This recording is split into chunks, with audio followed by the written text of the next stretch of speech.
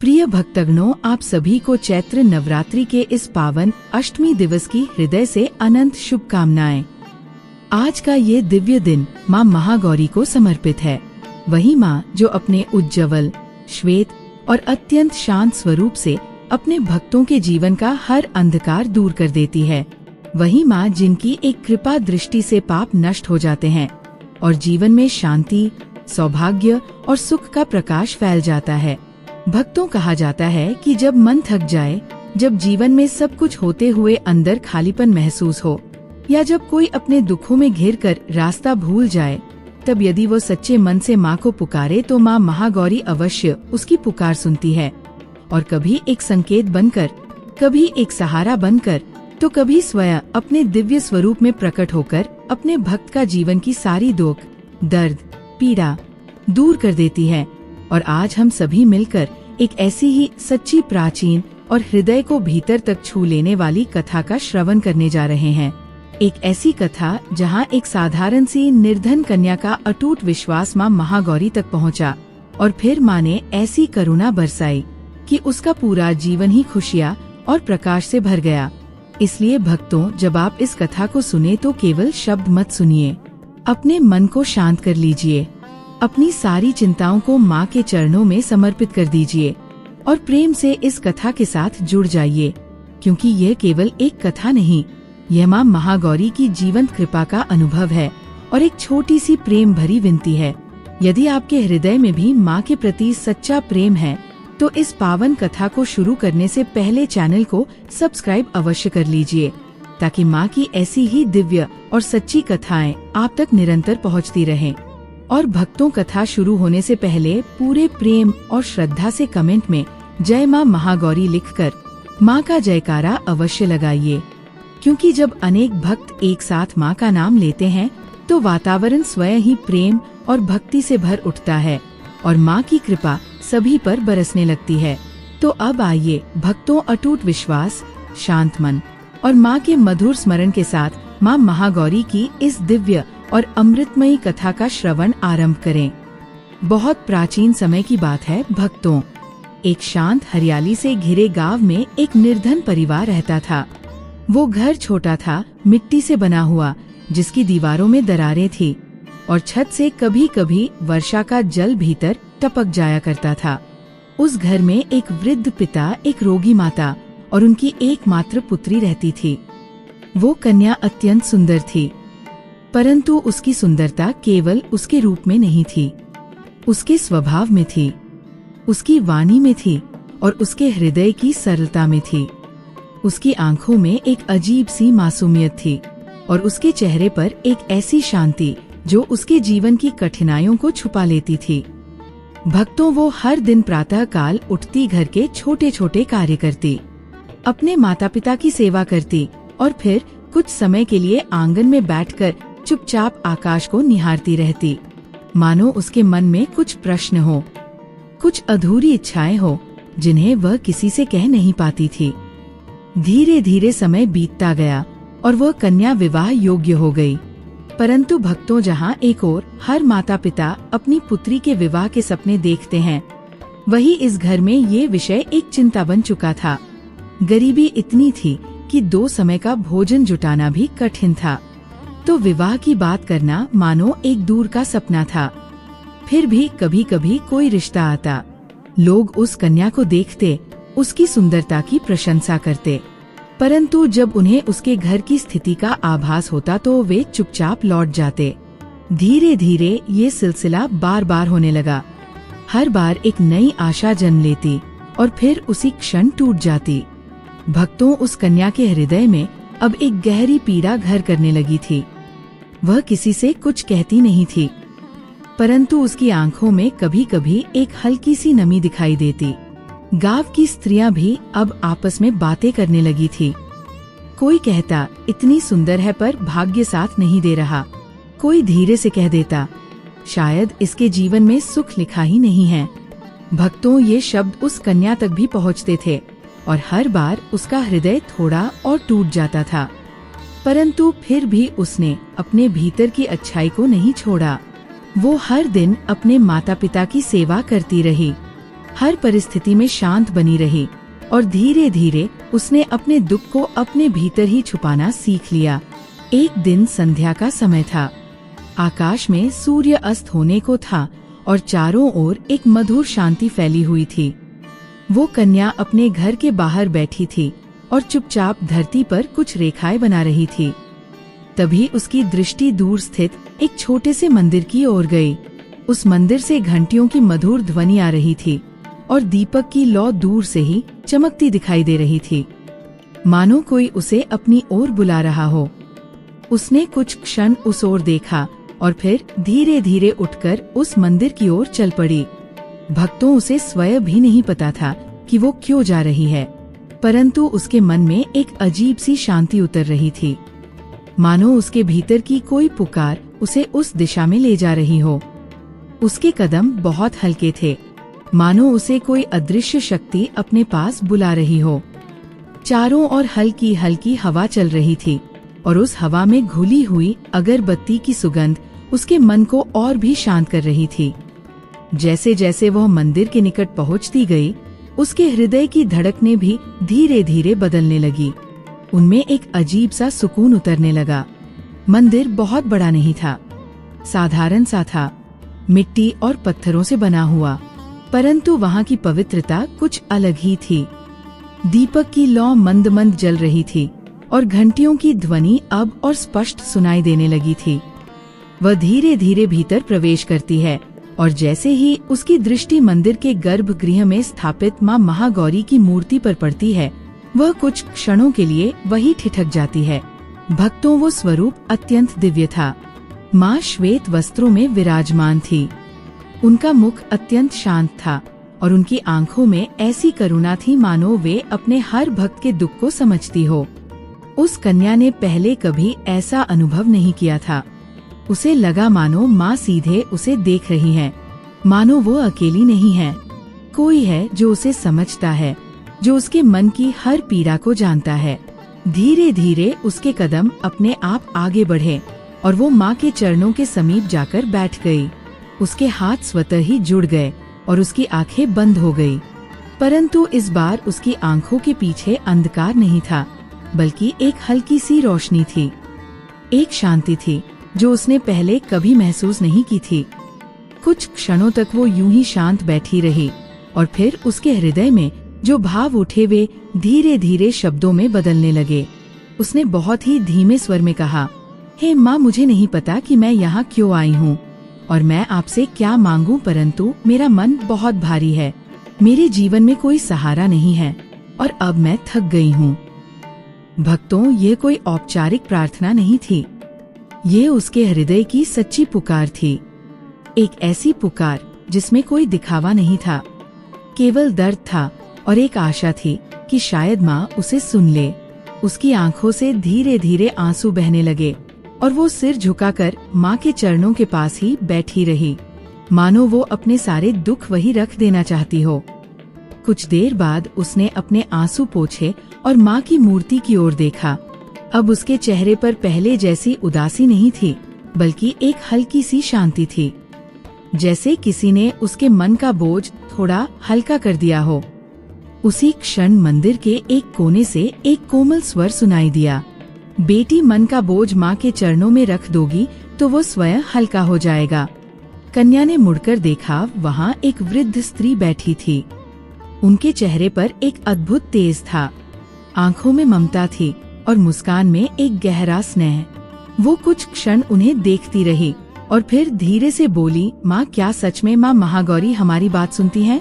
वृद्ध स्त्री मुस्कुराई और बहुत ही शांत स्वर में बोली, जब पुकार सच्ची हो तो माँ को सुनने में कभी देर नहीं लगती, परंतु बेटी, माँ को पाने के लिए धैर्य भी रखना पड़ता है और विश्वास भी। भक्तों, ये शब्द उस कन्या के हृदय में सीधे उतर गए, मानो उसे वही उत्तर मिल गया हो जिसकी उसे तलाश थी। वो धीरे धीरे वृद्ध स्त्री के पास जाकर बैठ गई और बहुत ही विनम्रता से बोली, माँ, मुझे भी माँ महागौरी की शरण में जाना है, पर मुझे नहीं पता कि मैं क्या करूँ, कैसे करूँ। वृद्ध स्त्री ने उसके सिर पर हाथ रखा और कहा, यदि सच्चे मन से माँ को पाना चाहती हो तो उनका व्रत करो। श्रद्धा से, धैर्य से, बिना किसी जल्दबाजी के कन्या ध्यान से सुनने लगी। उसकी आंखों में अब आशा की एक हल्की सी चमक आ गई थी। वृद्ध स्त्री ने आगे कहा, प्रातः काल स्नान करके श्वेत वस्त्र धारण करना, माँ को सफेद फूल अर्पित करना, नारियल और हलवा पूरी का भोग लगाना और प्रेम से उनका नाम जपना। ओम देवी महागौर नमः। परंतु बेटी, सबसे महत्वपूर्ण है भाव। यदि भाव सच्चा होगा तो माँ अवश्य प्रसन्न होंगी। भक्तों, ये सुनकर उस कन्या का हृदय भर आया। उसे लगा मानो उसे जीवन का एक नया मार्ग मिल गया हो। उसने तुरंत हाथ जोड़कर कहा, माँ, मैं ये व्रत करूंगी पूरी श्रद्धा से और धैर्य के साथ। वृद्ध स्त्री ने उसे देखा और बहुत ही कोमल स्वर में कहा, याद रखना, माँ पहले अपने भक्त की परीक्षा लेती है और फिर अपनी कृपा बरसाती है। भक्तों, ये वचन सुनते ही उस कन्या के भीतर एक नया साहस जन्म ले चुका था। अब उसके चेहरे पर पहले जैसी निराशा नहीं थी, बल्कि एक शांत विश्वास था। वो धीरे धीरे उठी, माँ के चरणों में प्रणाम किया और फिर मंदिर से बाहर निकल आई। परंतु इस बार वो वही कन्या नहीं थी। उसके भीतर अब एक नई शुरुआत हो चुकी थी। एक नया विश्वास जन्म ले चुका था और एक ऐसी यात्रा आरंभ हो चुकी थी जो धीरे धीरे उसे माँ की कृपा तक ले जाने वाली थी। और भक्तों, उस रात जब वो कन्या अपने छोटे से घर लौटी तो उसके भीतर कुछ बदल चुका था। वही मिट्टी का घर था, वही टूटी दीवारें, वही अभाव। परंतु उसके मन में अब पहले जैसी निराशा नहीं थी। मानो उस मंदिर से लौटते समय वो अपने साथ एक अदृश्य सहारा ले आई हो। एक ऐसा सहारा जो दिखाई तो नहीं देता, परंतु हर क्षण साथ रहता है। वो धीरे धीरे आंगन में बैठ गई, आकाश की ओर देखा और बहुत ही शांत स्वर में बोली, हे माँ, आज से मैं आपकी शरण में हूँ। उसके शब्द बहुत सरल थे, परंतु उनमें जो विश्वास था वही उसकी सबसे बड़ी शक्ति बन चुका था। अगली सुबह जब सूर्य की पहली किरण उसके घर की दीवार पर पड़ी तो वह पहले से भी जल्दी उठ गई। उसने अपने छोटे से घड़े से थोड़ा जल लिया, स्नान किया और फिर अपने पास मौजूद सबसे साफ और हल्के रंग का वस्त्र धारण किया। उसके पास नए कपड़े नहीं थे, परंतु उसका भाव निर्मल था और यही उसकी सबसे बड़ी पूंजी थी।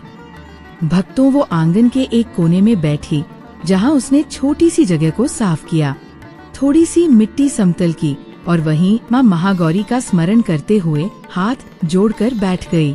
उसके पास ना बड़े फूल थे, ना श्रृंगार की सामग्री, परंतु उसने पास के पेड़ से गिरे हुए कुछ सफेद से छोटे फूल उठाए और उन्हें बहुत प्रेम से माँ को अर्पित कर दिया। धीरे धीरे उसने अपनी आंखें बंद की और बहुत ही कोमल स्वर में मंत्र जप करना प्रारंभ किया। ओम देवी महागौर नमः। भक्तों, वो जब बहुत धीमा था, परंतु हर उच्चारण उसके हृदय की गहराई से निकल रहा था। मानो हर बार वो माँ को अपने और पास बुला रही हो। मानो हर शब्द के साथ उसका मन थोड़ा और हल्का होता जा रहा हो। उस दिन उसने जो थोड़ी सी सामग्री घर में थी, उसी से माँ को भोग अर्पित किया। थोड़ी सी गुड़ और आटे से बनी रोटी और उसी के साथ एक सादा भाव, हे माँ, ये सब आपका ही है। धीरे धीरे ये उसका नियम बन गया। हर सुबह उठना, स्नान करना, माँ का स्मरण करना और उसी सरलता से पूजा करना। भक्तों, दिन बीतने लगे और उसके जीवन में अभी भी कोई बड़ा परिवर्तन नहीं आया था। वही गरीबी थी, वही तंगी, वही लोगों के ताने। गांव की कुछ स्त्रियां अब भी कहती, क्या होगा इन सबसे? कोई हंसकर कह देता, इतनी पूजा करने से अगर सब बदल जाता तो कोई दुखी ही क्यों रहता। भक्तों, ये शब्द उस तक भी पहुँचते थे और कुछ क्षण के लिए उसका मन डगमगाने लगता। एक दिन वो आंगन में बैठी थी और उसके मन में हल्की सी शंका उठी। उसने धीरे से आकाश की ओर देखा और कहा, माँ, क्या आप सच में मेरी बात सुन रही हैं? उसके स्वर में शिकायत नहीं थी, परंतु एक थकान थी।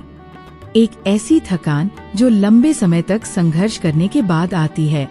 परंतु उसी क्षण उसे मंदिर में सुने हुए वे शब्द याद आए, माँ पहले परीक्षा लेती है और फिर कृपा करती है। भक्तों, वो कुछ क्षण शांत बैठी रही और फिर उसने अपनी आंखें बंद कर ली, गहरी सांस ली और बहुत ही दृढ़ स्वर में कहा, नहीं, मैं डगमगाऊंगी नहीं। चाहे जितना समय लगे, मैं आपका व्रत नहीं छोड़ूंगी। धीरे धीरे उसका मन फिर से स्थिर हो गया और उसके भीतर का विश्वास पहले से भी अधिक मजबूत हो गया। अब वो पहले जैसी कन्या नहीं रही थी।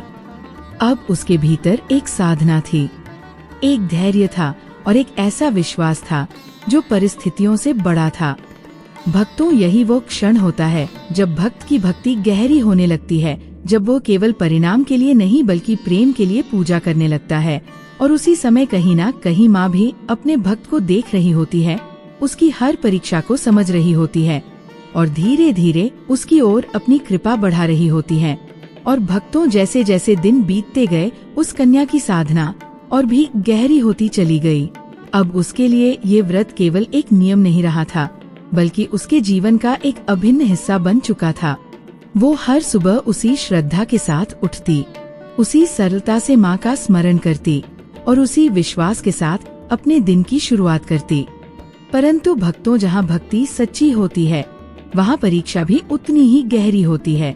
धीरे धीरे उसके जीवन की परिस्थितियाँ और कठिन होने लगी। उसके पिता की बीमारी अचानक बढ़ गई। उनकी हालत पहले से भी अधिक कमजोर हो गई और घर की थोड़ी बहुत आय भी लगभग समाप्त हो गई। उस दिन घर में अन्न का एक दाना भी शेष नहीं था। उसकी माता की आंखों में चिंता साफ दिखाई दे रही थी और वो स्वयं भीतर से हिल चुकी थी। परंतु उसने अपने चेहरे पर वो सब आने नहीं दिया। वो चुपचाप अपने माता पिता के पास बैठी रही और धीरे से उनके सिर पर हाथ फेरती रही। रात बीत गई और अगली सुबह जब वो उठी तो उसके मन में एक पल के लिए विचार आया, आज मैं पूजा कैसे करूंगी? ना फूल है, ना भोग है, ना कुछ अर्पित करने के लिए। भक्तों, ये वही क्षण था जहाँ उसकी भक्ति की सबसे कठिन परीक्षा शुरू हो रही थी। वो कुछ क्षण तक मौन खड़ी रही। उसके मन में हल्की सी बेचैनी थी। परंतु उसी क्षण उसके भीतर से एक शांत स्वर उठा, क्या माँ को केवल भोग और सामग्री की आवश्यकता है? या भाव की उसने धीरे से अपनी आंखें बंद की और गहरी सांस ली। फिर उसने निर्णय लिया कि आज वह केवल अपने भाव से ही पूजा करेगी। वो आंगन में गई, उस स्थान को साफ किया और बिना किसी सामग्री के केवल हाथ जोड़कर बैठ गई। उसकी आंखों से धीरे धीरे आंसू बहने लगे और उसने बहुत ही कोमल स्वर में कहा है, माँ, आज मेरे पास आपको देने के लिए कुछ भी नहीं है, परंतु मेरा मन, मेरा विश्वास और मेरा प्रेम सब आपके चरणों में अर्पित है। भक्तों, वो प्रार्थना बहुत साधारण थी, परंतु उसमें जो सच्चाई थी वही उसकी सबसे बड़ी शक्ति थी। धीरे धीरे उसने मंत्र जप शुरू किया, ओम देवी महागौरी नमः। उस दिन उसका जप पहले से भी अधिक गहरा था, मानो हर शब्द उसके हृदय की गहराई से निकल रहा हो। और भक्तों, यही वह क्षण होता है जब भक्ति अपने सबसे शुद्ध रूप में होती है, जब कोई दिखावा नहीं होता, जब कोई साधन नहीं होता, केवल प्रेम होता है। और भक्तों, यदि ये भाव आपके हृदय को छू रहा हो तो प्रेम से इस भक्ति परिवार से जुड़ने के लिए चैनल को सब्सक्राइब अवश्य कीजिएगा। और अब आगे सुनिए। उसी दिन दोपहर के समय जब वो अपने घर के बाहर बैठी थी, तब एक अजीब सी घटना हुई। एक अजनबी स्त्री सफेद वस्त्रों में बहुत शांत और कोमल स्वरूप में उसके घर के सामने आकर खड़ी हो गई। उसके चेहरे पर एक अद्भुत तेज था, परंतु फिर भी वो बहुत साधारण दिखाई दे रही थी। उसने धीरे से पुकारा, बेटी। कन्या ने ऊपर देखा और उस स्त्री को देखकर कुछ क्षण के लिए चौंक गई। वो धीरे धीरे उसके पास आई और बहुत ही मधुर स्वर में बोली, क्या तुम मुझे थोड़ा जल दोगी? भक्तों, घर में कुछ भी नहीं था, परंतु उस कन्या ने बिना एक क्षण सोचे तुरंत अपने छोटे से घड़े से जल लिया और बहुत आदर से उस स्त्री को दे दिया। उस स्त्री ने जल पिया और मुस्कुराकर उसकी ओर देखा। उस मुस्कान में कुछ अलग ही था, कुछ ऐसा जो सीधे हृदय को छू जाए। फिर उसने धीरे से कहा, बेटी, तुम्हारा भाव बहुत सुंदर है, इसे कभी टूटने मत देना। ये कहकर वो स्त्री धीरे धीरे वहाँ से चली गई। कन्या कुछ क्षण तक उसे जाती हुई देखती रही। भक्तों, उसे समझ नहीं आया कि वो कौन थी। परंतु उसके मन में एक अजीब सी शांति उतर आई थी, मानो उस स्त्री के शब्दों ने उसके भीतर के हर डर को शांत कर दिया हो। और शायद यह कोई साधारण घटना नहीं थी, शायद यह माँ महागौरी की लीला की पहली झलक थी, जो धीरे धीरे उसके जीवन में चमत्कार बनकर प्रकट होने वाली थी। और भक्तों, उस दिन के बाद जब वह रहस्यमयी स्त्री उसके आंगन से चली गई, उस कन्या के मन में एक अजीब सी शांति बस गई थी। वो बार बार उसी क्षण को याद करती, वही मधुर स्वर, वही कोमल मुस्कान, और वो एक वाक्य, तुम्हारा भाव बहुत सुंदर है। उसे समझ नहीं आ रहा था कि वह कौन थी, परंतु उसके हृदय में ये विश्वास धीरे धीरे जन्म लेने लगा था कि वह कोई साधारण स्त्री नहीं थी। उसमें कुछ दिव्यता थी, कुछ ऐसा जो सामान्य नहीं था। उस दिन के बाद उसने अपने व्रत को और भी अधिक श्रद्धा के साथ करना शुरू कर दिया। अब उसके लिए पूजा केवल एक नियम नहीं रही थी, बल्कि वो हर क्षण माँ को महसूस करने लगी थी। वो जब भी आंखें बंद करती तो उसे वही शांत चेहरा दिखाई देता, वही करुणा भरी दृष्टि, और उसी क्षण उसका मन अपने आप मंत्र जपने लगता, ओम देवी महागौर्ये नमः। भक्तों, धीरे धीरे उसके भीतर का विश्वास इतना गहरा हो गया कि अब उसे किसी बाहरी प्रमाण की आवश्यकता नहीं रही।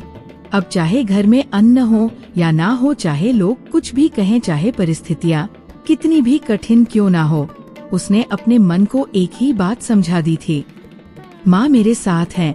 और जब ये विश्वास जन्म लेता है तो मन में एक अद्भुत शक्ति आ जाती है। धीरे धीरे उसके जीवन में छोटे छोटे परिवर्तन दिखाई देने लगे। उसके पिता, जो कई दिनों से बहुत कमजोर थे, अचानक थोड़े स्वस्थ महसूस करने लगे। उनकी आंखों में अब पहले जैसी थकान नहीं थी और उनके स्वर में भी थोड़ी शक्ति लौटने लगी थी। भक्तों, ये कोई बड़ा चमत्कार नहीं था, परंतु ये एक संकेत था, एक ऐसा संकेत जो धीरे धीरे ये बता रहा था कि माँ की कृपा अब उसके जीवन में उतर रही है। एक दिन जब वो अपने पिता के पास बैठी थी, तब उन्होंने धीरे से उसका हाथ पकड़ा और कहा, बेटी, आज मुझे बहुत दिनों बाद ऐसा लग रहा है कि मैं ठीक हो जाऊंगा। उसके ये शब्द सुनकर उस कन्या की आंखों में आंसू आ गए, परंतु इस बार ये आंसू दुख के नहीं थे, ये आंसू आशा के थे। धीरे धीरे उसने माँ का स्मरण किया और मन ही मन कहा, हे माँ, क्या यह आपकी कृपा है? भक्तों, उसी क्षण उसके भीतर से एक मधुर सी अनुभूति उठी, मानो कोई कह रहा हो, हाँ, मैं तुम्हारे साथ हूँ। अब उसका विश्वास और भी अडिग हो गया। वो पहले से भी अधिक प्रेम से पूजा करने लगी, हर दिन, हर क्षण। और अब वो केवल मांगती नहीं थी, बल्कि धन्यवाद भी देने लगी थी। धीरे धीरे गांव के लोगों का व्यवहार भी थोड़ा बदलने लगा। जो लोग पहले उसका मजाक उड़ाते थे, अब वे चुप हो गए थे। कुछ लोग उसे देखकर कहते, इस लड़की में कुछ अलग है। कोई कहता, इसके चेहरे पर एक अजीब सी शांति है। और ये वही परिवर्तन होता है जो भीतर से शुरू होता है और फिर धीरे धीरे बाहर दिखाई देने लगता है। और भक्तों, धीरे धीरे समय अपनी शांत गति से आगे बढ़ता रहा और उस कन्या के जीवन में भी परिवर्तन की एक हल्की सी धारा बहने लगी। परंतु अभी भी उसकी परीक्षा पूर्ण नहीं हुई थी, क्योंकि जहाँ कृपा उतरती है, वहाँ उससे पहले धैर्य को और गहराई से परखा जाता है। एक दिन प्रातःकाल जब वो अपने आंगन में बैठकर माँ का स्मरण कर रही थी, तभी उसके घर के बाहर कुछ लोगों की आवाजें सुनाई दी। वह बाहर आई तो देखा कि कुछ अपरिचित लोग उसके पिता से बात कर रहे थे। उनके वस्त्र अच्छे थे, उनका व्यवहार शांत था और उनके चेहरे पर एक गंभीरता थी। कन्या कुछ दूर खड़ी होकर ये सब देख रही थी। उसके मन में हल्की सी उत्सुकता भी थी और थोड़ी सी घबराहट भी। कुछ समय बाद वे लोग चले गए और उसके पिता ने उसे पास बुलाया। उनकी आंखों में एक अलग ही भाव था, जैसे वे कुछ कहना चाहते हो परंतु शब्द नहीं मिल रहे हों। धीरे धीरे उन्होंने कहा, बेटी, आज एक अच्छे घर से लोग आए थे।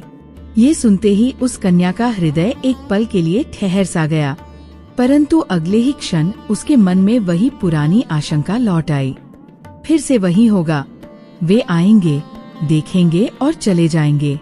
उसने कुछ नहीं कहा, केवल शांत होकर अपने पिता की ओर देखती रही। पिता ने आगे कहा, वे लोग तुम्हें पसंद करके गए हैं। भक्तों, ये सुनते ही उस कन्या के भीतर जैसे कुछ हिल गया। ये शब्द उसने पहले भी सुने थे, परंतु हर बार उसके बाद निराशा ही मिली थी। इसलिए इस बार वो खुश होने से पहले ही रुक गई। उसने धीरे से पूछा, क्या वे फिर से आएंगे? पिता ने कहा, उन्होंने कहा है कि वे जल्दी ही वापस आएंगे।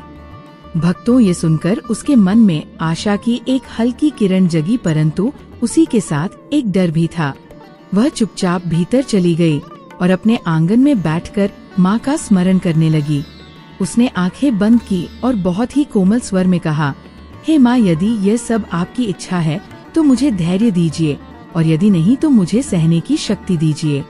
भक्तों, ये प्रार्थना बहुत सरल थी, परंतु उसमें एक गहरी विनम्रता थी। धीरे धीरे दिन बीतने लगे। हर दिन वह उसी विश्वास के साथ पूजा करती रही, और हर दिन उसके मन में वही प्रश्न उठता, क्या वे लोग फिर से आएंगे? गांव में भी अब ये बात फैलने लगी थी। लोग आपस में चर्चा करने लगे। कोई कहता, देखते हैं इस बार क्या होता है। कोई मुस्कुराकर कह देता, शायद इस बार भी बात नहीं बनेगी। भक्तों, ये बातें उस कन्या तक भी पहुंचती थी, और हर बार उसका मन थोड़ा डगमगाने लगता, परंतु फिर उसे वही मधुर स्वर याद आता, तुम्हारा भाव बहुत सुंदर है, इसे टूटने मत देना।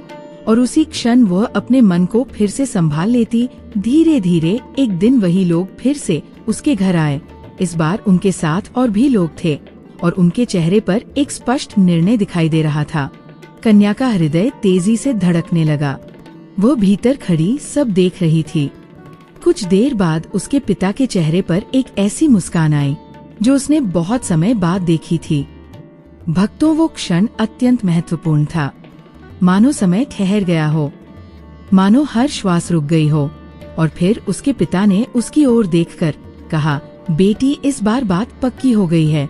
ये सुनते ही उस कन्या की आंखों से आंसू बहने लगे, परंतु इस बार ये आंसू दुख के नहीं थे। ये आंसू उस विश्वास के थे जो धीरे धीरे फल देने लगा था। उसने तुरंत माँ का स्मरण किया और मन ही मन कहा है, माँ, ये सब आपकी ही कृपा है। और भक्तों, यदि ये भाव आपके हृदय को छू रहा हो तो प्रेम से इस भक्ति परिवार से जुड़ने के लिए चैनल को सब्सक्राइब अवश्य कीजिएगा। और अब आगे सुनिए। उस दिन के बाद जब उस कन्या के विवाह का प्रस्ताव निश्चित हो गया, उसके छोटे से घर में एक मधुर सी हलचल शुरू हो गई। वही घर जो कभी चिंता और अभाव से भरा रहता था, अब वहाँ एक शांत सी खुशी धीरे धीरे बसने लगी थी। उसके पिता के चेहरे पर पहली बार संतोष की झलक दिखाई दे रही थी।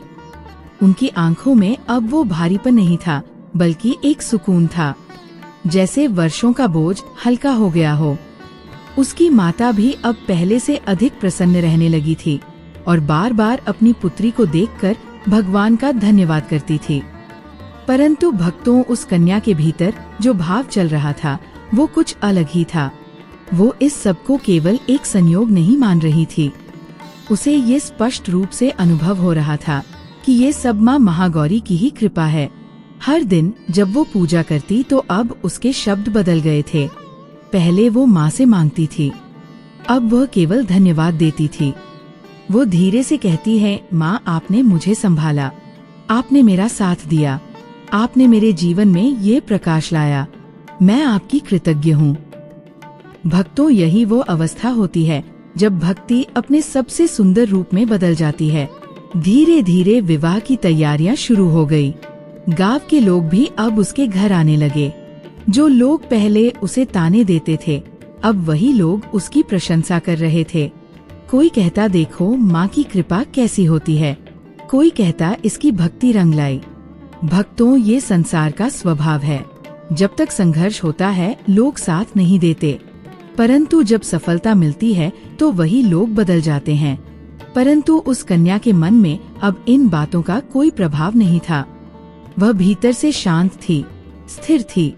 उसके लिए अब सबसे महत्वपूर्ण केवल एक ही बात थी, माँ का स्मरण। एक दिन विवाह से कुछ दिन पहले वो फिर से उसी मंदिर की ओर गई जहाँ से उसकी यात्रा शुरू हुई थी। वो धीरे धीरे भीतर गई और माँ महागौरी के सामने जाकर बैठ गई। उसने अपनी आंखें बंद की और बहुत ही कोमल स्वर में कहा, हे माँ, आपने मेरी हर पुकार सुनी, मुझे सहारा दिया और आज मुझे ये सुख दिया। मैं आपके चरणों में अपना जीवन अर्पित करती हूँ। भक्तों, उसकी आंखों से आंसू बहने लगे, परंतु इस बार उन आंसुओं में केवल प्रेम था, केवल कृतज्ञता थी। उसी क्षण उसे फिर से वही अनुभूति हुई, मानो कोई उसके पास खड़ा हो, मानो कोई उसे देख रहा हो। उसने धीरे धीरे अपनी आंखें खोली और सामने देखा वही स्त्री, वही शांत चेहरा, वही कोमल मुस्कान जो एक दिन उसके घर आई थी। भक्तों, इस बार वो स्त्री पहले से भी अधिक दिव्य प्रतीत हो रही थी। उसके चारों ओर एक हल्की सी आभा थी और उसकी आंखों में अपार करुणा थी। कन्या तुरंत उठी और उसके चरणों में झुक गई। उसने कांपते हुए स्वर में कहा, माँ, आप कौन हैं? आप हर बार ऐसे ही आकर चली जाती है, परंतु मेरे मन को शांति दे जाती है। वो स्त्री मुस्कुराई और बहुत ही कोमल स्वर में बोली, बेटी, क्या अब भी तुम मुझे नहीं पहचान पाई? भक्तों, ये वचन सुनते ही उस कन्या का हृदय तेजी से धड़कने लगा। उसकी आंखों में आश्चर्य था और एक गहरी अनुभूति भी।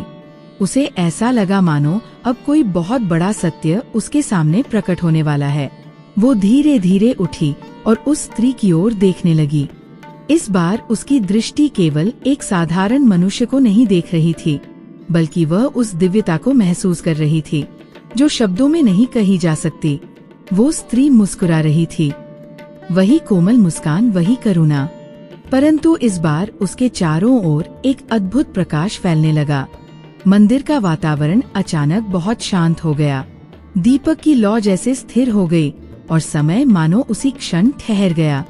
भक्तों, धीरे धीरे उस स्त्री का स्वरूप बदलने लगा। उसके वस्त्र और भी उज्जवल हो गए, उसका चेहरा तेजस्वी हो उठा और उसके चारों ओर एक दिव्य आभा फैल गई। अब वो कोई साधारण स्त्री नहीं थी, वो स्वयं माँ महागौरी थी। श्वेत आभा से आलोकित, अत्यंत शांत, अत्यंत करुणामयी।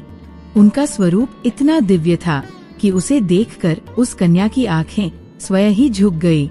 उसके हाथ अपने आप जुड़ गए और वह फिर से उनके चरणों में गिर पड़ी। उसकी आंखों से आंसू बह रहे थे, परंतु इस बार वो आंसू केवल आनंद के थे, एक ऐसा आनंद जो केवल माँ के दर्शन से ही प्राप्त होता है। कांपते हुए स्वर में उसने कहा, हे माँ, आप ही थी जो मेरे घर आई थी। आपने ही मुझे संभाला, आपने ही मुझे ये मार्ग दिखाया। माँ महागौरी ने बहुत ही कोमल स्वर में कहा, हाँ बेटी, मैं ही थी। मैं तुम्हारी हर पुकार सुन रही थी, तुम्हारे हर आंसू को देख रही थी। भक्तों, ये वचन सुनते ही उस कन्या का हृदय पूरी तरह भावनाओं से भर गया। माँ ने आगे कहा, जब तुम्हारे पास कुछ भी नहीं था, तब भी तुमने अपना विश्वास नहीं छोड़ा, तुमने अपने भाव को टूटने नहीं दिया और यही तुम्हारी सबसे बड़ी शक्ति थी। कन्या ने सिर झुकाकर कहा, माँ, मैं तो बस थक गई थी और आपके चरणों में आ गई। मुझे नहीं पता था कि आप मुझे इस तरह अपनाएंगी। माँ ने उसके सिर पर हाथ रखा और बहुत ही मधुर स्वर में कहा, जो सच्चे मन से मेरी शरण में आता है, मैं उसे कभी खाली नहीं लौटाती। भक्तों, ये वचन सुनते ही उस कन्या का मन पूर्ण रूप से शांत हो गया। माँ ने आगे कहा, तुम्हारा विवाह, तुम्हारा सुख, ये सब केवल बाहरी फल है। मैंने तुम्हें इससे भी बड़ा वरदान दिया है। कन्या ने आश्चर्य से पूछा, माँ वो क्या? माँ मुस्कुराई और बोली, मैंने तुम्हें विश्वास दिया है, धैर्य दिया है और अपने चरणों में स्थान दिया है। भक्तों, ये सुनकर उस कन्या की आंखों से फिर आंसू बहने लगे, परंतु अब उसके भीतर कोई इच्छा नहीं थी, केवल एक गहरा संतोष था। माँ ने उसे आशीर्वाद दिया और कहा, अब तुम जहाँ भी रहो मेरा स्मरण करना, मैं सदैव तुम्हारे साथ रहूंगी।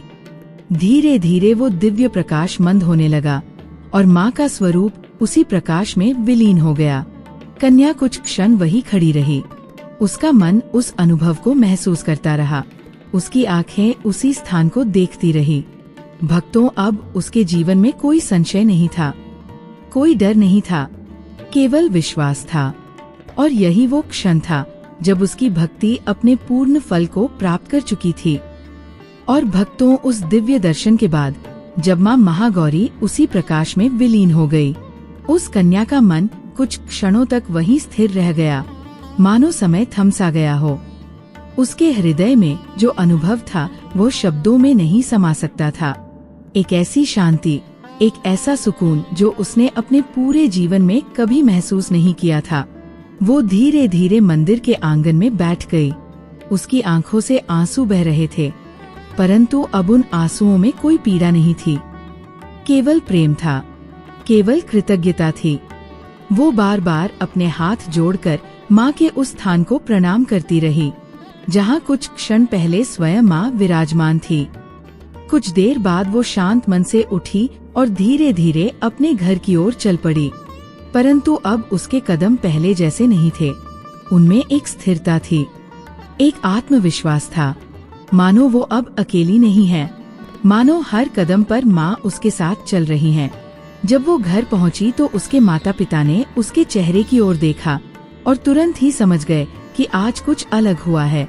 उसके चेहरे पर एक दिव्य आभा थी, एक ऐसी शांति जो भीतर से आती है। उसकी माता ने धीरे से पूछा, बेटी आज तो कुछ अलग लग रही है, क्या हुआ? कन्या कुछ क्षण मौन रही। उसकी आंखों में फिर से आंसू भर आए और उसने बहुत ही कोमल स्वर में कहा, माँ, आज मैंने माँ महागौरी के दर्शन किए। भक्तों, ये सुनते ही उसके माता पिता स्तब्ध रह गए। उन्होंने उसकी आंखों में देखा और समझ गए कि यह कोई साधारण बात नहीं है, ये कोई कल्पना नहीं है, ये एक सच्चा अनुभव है। धीरे धीरे उसने उन्हें पूरी बात बताई, कैसे वो स्त्री उसके घर आई थी, कैसे उसने उसे मार्ग दिखाया और कैसे आज मंदिर में वो स्वयं माँ के रूप में प्रकट हुई। भक्तों, ये सुनकर उसके माता पिता की आंखों से भी आंसू बहने लगे। उन्होंने हाथ जोड़कर आकाश की ओर देखा और बहुत ही विनम्र स्वर में कहा है, माँ, आपने हमारी बेटी को अपनाया, इसके जीवन को संवार दिया, हम आपके सदा ऋणी रहेंगे। धीरे धीरे ये बात पूरे गांव में फैल गई। लोग जो पहले उस कन्या को ताने देते थे, अब वही लोग उसके घर आने लगे। कोई श्रद्धा से सिर झुकाता, कोई माँ की महिमा का गुणगान करता। भक्तों, अब सबको ये स्पष्ट हो चुका था कि ये सब किसी संयोग का परिणाम नहीं है, ये माँ की कृपा का चमत्कार है। कुछ ही दिनों बाद उसका विवाह बहुत ही शुभ और मंगल वातावरण में संपन्न हुआ। वो घर जो कभी अभाव से भरा था, आज वहाँ भक्ति और आनंद की ध्वनि गूंज रही थी। गांव की स्त्रियां गीत गा रही थी, लोग प्रसन्न थे और हर कोई यही कह रहा था, देखो माँ महागौरी की कृपा कैसी होती है। भक्तों, उस कन्या का नया जीवन शुरू हो गया, परंतु उसने कभी अपनी भक्ति को नहीं छोड़ा। वह जहाँ भी गई माँ का स्मरण अपने साथ लेकर गई। हर दिन वह उसी श्रद्धा से माँ की पूजा करती रही और हर बार उसके हृदय में वही शांति उतर आती। धीरे धीरे उसका जीवन सुख, शांति और समृद्धि से भर गया। परंतु सबसे बड़ा परिवर्तन ये था कि अब वो भीतर से पूर्ण हो चुकी थी। उसे अब किसी चीज की कमी नहीं लगती थी, क्योंकि उसे माँ का साथ मिल चुका था। भक्तों, यही इस कथा का सबसे सुंदर भाग है। जब हमें माँ की कृपा मिलती है तो केवल हमारी परिस्थितियाँ नहीं बदलती, हम स्वयं बदल जाते हैं।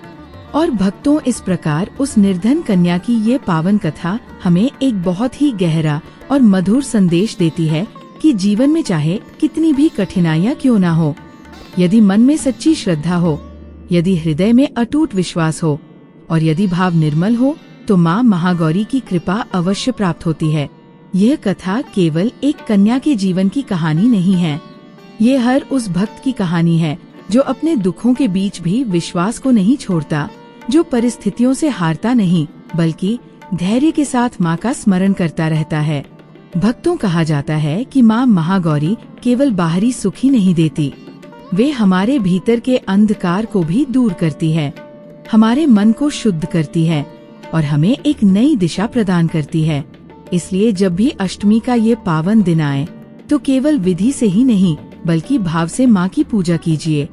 प्रातः काल स्नान करके श्वेत वस्त्र धारण कीजिए, माँ को सफेद फूल अर्पित कीजिए, नारियल और हलवा पूरी का भोग लगाइए और प्रेम से ये मंत्र जपिए, ओम देवी महागौर नमः। परंतु भक्तों, यह सब तभी पूर्ण होता है जब हमारे भीतर सच्चा भाव हो, क्योंकि माँ को भोग नहीं भाव प्रिय है। कन्या पूजन भी इसी का एक पवित्र रूप है। जब हम छोटी छोटी कन्याओं में माँ का स्वरूप देखते हैं, उनकी सेवा करते हैं, तो वास्तव में हम माँ की ही पूजा कर रहे होते हैं। भक्तों, इस कथा से हमें ये भी सीख मिलती है कि कभी भी अपने आप को अकेला मत समझिए, क्योंकि जब हम सच्चे मन से माँ को पुकारते हैं तो वह किसी न किसी रूप में हमारे पास अवश्य आती है। कभी एक सहारा बनकर, कभी एक संकेत बनकर, और कभी स्वयं अपने दिव्य स्वरूप में। और यही इस कथा का सबसे बड़ा सत्य है। जहाँ सच्चा विश्वास होता है, वहाँ माँ की कृपा अवश्य उतरती है। तो भक्तों, यदि इस कथा को सुनते समय आपके हृदय में भी माँ के प्रति प्रेम जागा हो, यदि आपके मन को शांति मिली हो, तो इस भक्ति की ज्योति को अपने भीतर जलाए रखिए। और एक छोटी सी प्रेम भरी विनती है, यदि आप चाहते हैं कि ऐसी ही सच्ची, पवित्र और हृदय को छू लेने वाली कथाएं आप तक निरंतर पहुंचती रहे, तो इस भक्ति के साथ इस परिवार से जुड़े रहिए और चैनल को प्रेम से सब्सक्राइब अवश्य कीजिए, ताकि हम सब मिलकर माँ के नाम की ये पावन ज्योति हर उस हृदय तक पहुँचा सकें जो शांति खोज रहा है, हर उस जीवन तक पहुँचा सकें जो आशा की प्रतीक्षा में है। हे माँ महागौरी, आप सभी भक्तों पर अपनी असीम कृपा बनाए रखें। उनके जीवन से हर दुख और बाधा को दूर करें। उनके घर में सुख, शांति और समृद्धि का वास हो, और उनके हृदय में सदैव भक्ति का ये मधुर प्रकाश चलता रहे। और अब जाते जाते एक क्षण के लिए अपने मन को शांत कर लीजिए, अपनी आंखें हल्के से बंद कर लीजिए और पूरे प्रेम से माँ का स्मरण कीजिए। धीरे धीरे बोलिए, जय माता दी, जय माँ महागौरी, जय माँ दुर्गा। विश्वास रखिए, जब भी आप प्रेम से माँ का नाम लेते हैं, आपके जीवन में एक नई आशा जन्म लेती है और आपके मन का हर अंधकार धीरे धीरे प्रकाश में बदलने लगता है। तो प्रेम से, श्रद्धा से एक बार फिर बोलिए, जय माता दी, माँ महागौरी की जय। माता रानी आप सभी की हर सच्ची प्रार्थना स्वीकार करें।